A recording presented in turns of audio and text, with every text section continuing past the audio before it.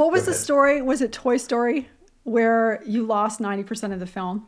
Toy Yeah. Story 2? Okay. Will you just tell that story? I mean, it's just so astonishing. You must tell it. What happened?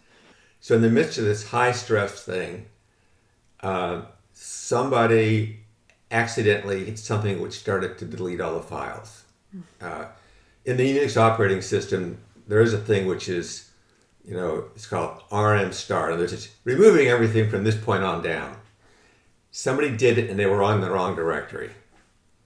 And so essentially they were deleting the whole system. So the thing to do is you go to the backup, and then we discovered that the backup systems weren't working and it hadn't been checked. Now we have a group that's responsible for the backups. All right, now in this case you can say, okay, here is somebody that's responsible for it, and this didn't work. So the wrong things were happening.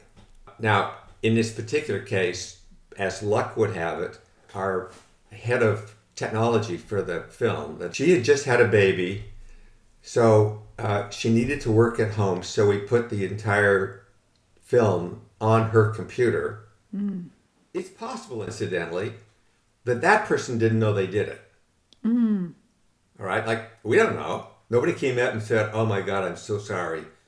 None of that ever happened. Just nothing. And if they knew that they did it, they were so embarrassed they couldn't say anything. Okay, what more is there to do? Right. They'd be more careful in the future. Right. And for the systems guys to say, okay, we didn't do the right thing there, and so they just fixed the system. But you didn't have to actually say, or call them on the task or point fingers or anything like that.